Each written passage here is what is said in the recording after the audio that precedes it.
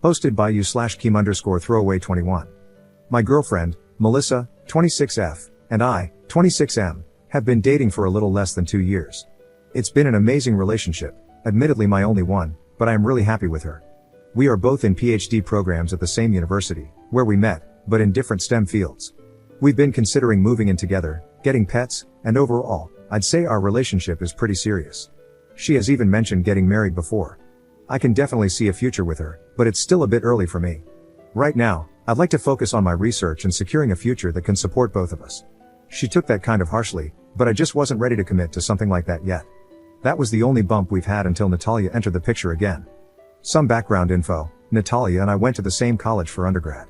She studies the same branch of biology that my current girlfriend studies and is a year younger than I am. We were in the same science-related clubs and a professional fraternity together and quickly became very close friends, as Natalia and I had extremely similar personalities and interests. We spent weekends together and were each other's dates to all formal events, but we never dated, even though we both liked each other and slept together. We were just too scared to ask the other what they wanted. It sounds silly and immature, but that's just what happened. We were essentially friends with benefits for 2 years, but we always knew that we had very different plans for the immediate future.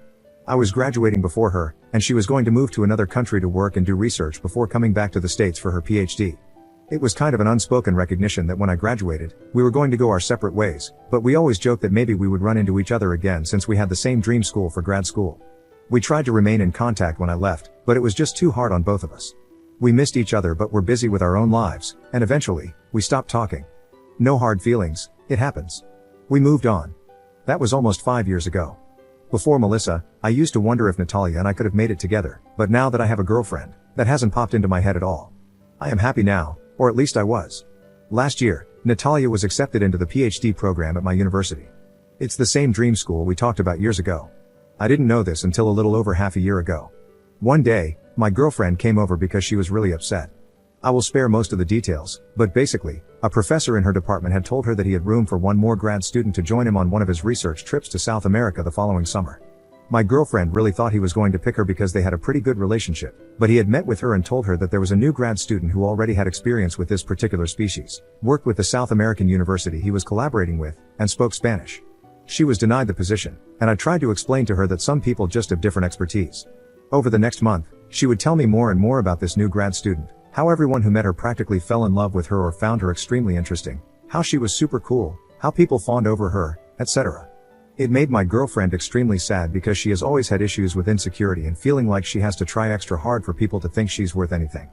I tried to tell my girlfriend that she is great at what she does and to stop comparing herself to other people because it just makes her upset, but she said, "No op.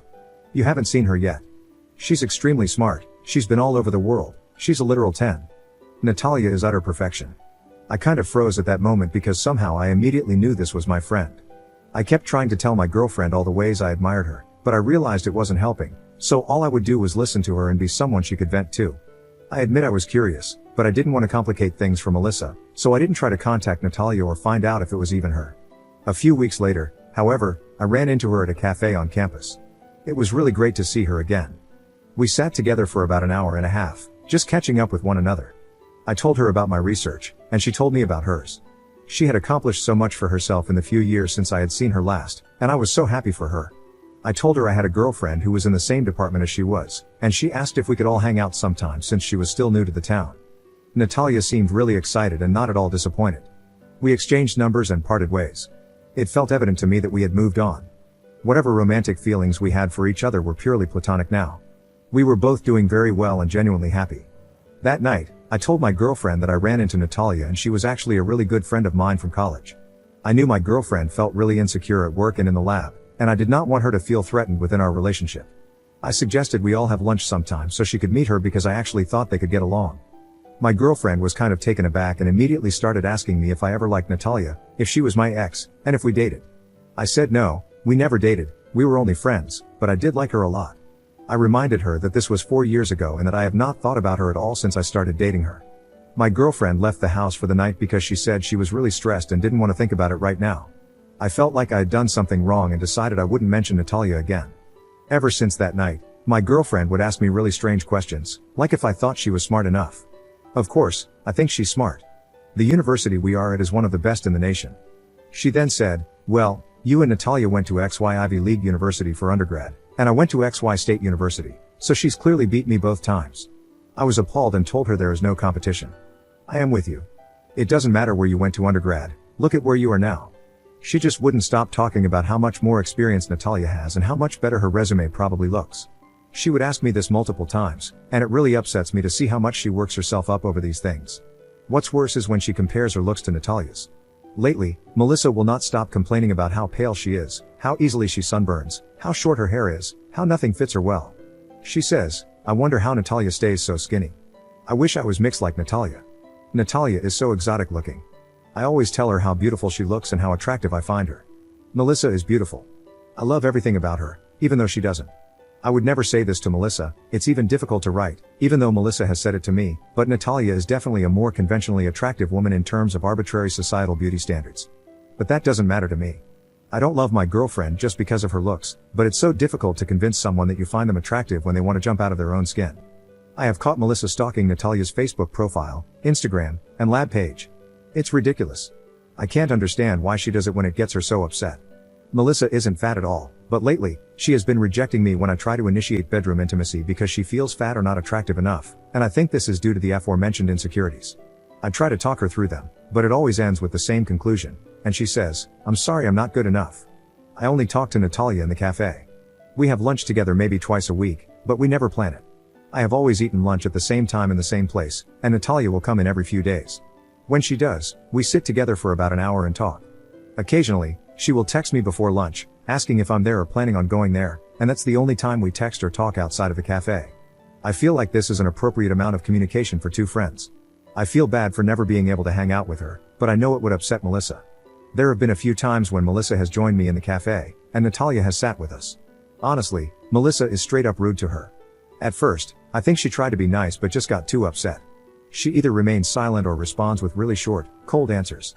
It makes me really sad because I know Melissa is struggling with insecurities, but Natalia is a really good friend of mine who has only been nice to me.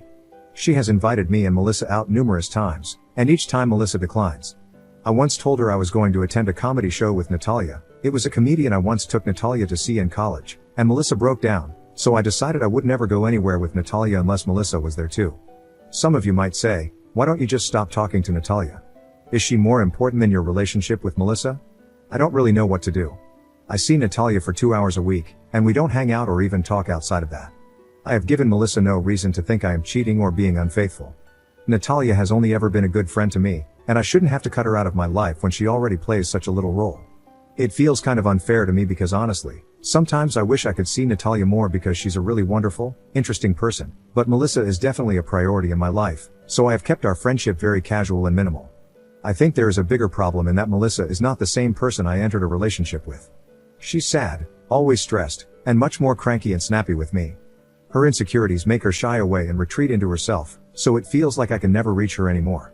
She has been denying me bedroom intimacy and complaining about how she isn't good enough for me, and it has honestly been pushing me away from her. I find that I no longer want to deal with her insecurities and constantly validating that I love her. I have suggested therapy before because I think the real problem is not Natalia but Melissa's underlying insecurities. This is not normal, and it causes her so much unnecessary stress.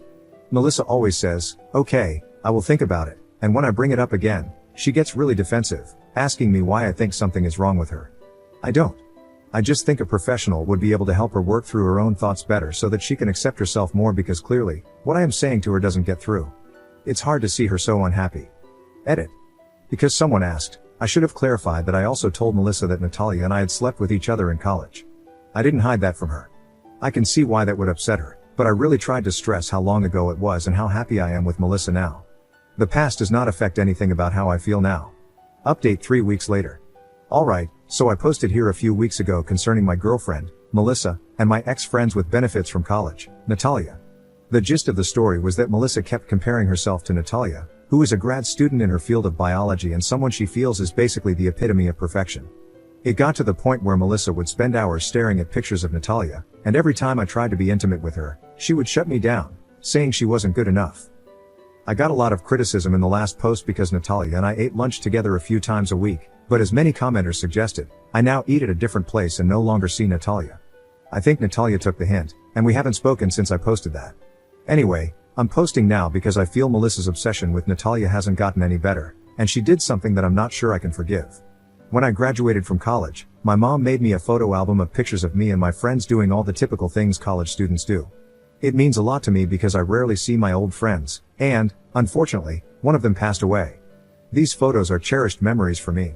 Yesterday afternoon, I received a Facebook message from my late friend Dan's mother. She asked if I had any pictures of Dan from our fraternity events. We were in the same professional fraternity. I told her I did and that I would scan and send them to her. When I looked through my album, I was shocked to find that a few pictures in which Natalia appeared had been cut. Some were just of me and her, while others were group photos. After flipping through a few more pages, I found one that broke my heart. It was a picture of Natalia, Dan, and a few other friends during one of our fraternity formals. I kept searching through the album and found that about 12 pictures had been cut, 3 of which included Dan. It felt like I had swallowed a pound of rocks, and I was honestly just so angry. I knew it had to be Melissa because I would never have done this. I sent the uncut pictures to Dan's mom and texted Melissa, asking if she was still on campus so we could meet. When I saw her, I asked why she had cut my photos. She played dumb, saying, "What are you talking about?" But her expression gave her away. I was furious. I told her it was extremely disrespectful and that she had no right to destroy them. I explained that some of the pictures she had cut were of my late friend, and now those memories were ruined. She immediately started crying and apologizing, saying she didn't know what came over her. She even said she still had the pictures of Natalia and could put them back together. I felt like I was going to explode, so I just excused myself and left. Melissa has been blowing up my phone, but I haven't read any of the messages or listened to the voicemails. I feel so drained. I know I got a lot of criticism on my last post, and some of you may think I had this coming. I can't convince you of how hard I've tried to make Melissa feel like she's the only girl I want to be with. No matter how many times she's asked if she's pretty, if I find her attractive, or if I think she's smart, I always tell her how amazing she is, but it's never enough. Maybe I should never have spoken to Natalia when I found out she was attending the same university as me, but I don't think that gives my girlfriend the right to destroy my property. The album has literally sat on my shelf for years. It's not like I look at it every day or fawn over my ex. I've never even shown it to Melissa, so she must have been snooping through my belongings. Honestly, I wouldn't even care about that if she hadn't destroyed pictures of my dead friend out of petty jealousy. I just feel exhausted. I feel like I'll never make Melissa happy. I could have done things differently, sure, but I feel like she never tried to work on her insecurities or build confidence in herself either. Second update 10 months later. Dang, I can't believe I remembered the password to this account, but here we are. This time, it's not really about me, but I thought it would be most appropriate to post on my account since it's related to my ex-girlfriend, Melissa, whom I've posted about twice before. Feel free to look through the history. My ex, Melissa, was very jealous of my old friends with benefits / her colleague Natalia. Her obsession was extremely unhealthy, and she did something to me that I considered unforgivable, which led to our breakup. That was 8 to 9 months ago, and since then, Natalia and I have rekindled our friendship. She knows why Melissa and I broke up and felt very guilty, but she was always a good friend to me, and I like having her in my life. I know I'll get a lot of flack for this and that people will say they saw it coming, but whatever. I'm not asking for judgment. What's done is done, and I thought we had all moved on. Last month, Natalia, a few friends, and I were out playing billiards. As I was giving Natalia and her roommate a ride home, her roommate said, "Anne, did you tell him about the thing?" Natalia responded no, and her roommate pressed her, but she stayed firm. I texted Natalia later to see what was going on, but she assured me it was nothing. This past week, her roommate called me and asked if we could meet up. She sat me down and said she thinks my ex-girlfriend is stalking Natalia. I was taken aback but not completely shocked by this accusation, given Melissa's past. She told me it started with obvious fake Facebook profiles sending friend requests and vile hate messages. Then, Natalia began receiving calls from random numbers claiming to be following up on Craigslist escort ads with her name, picture, and number. Her roommate knew about the picture situation and immediately suspected Melissa. That was a few months ago. Last month, Natalia and some friends were returning from the movies when a guy in Melissa's grad school cohort noticed a car parked along Natalia's street and said, "Hey, what's Melissa doing here?" This freaked Natalia out because she had seen that car parked there several nights a week for the past 3 months.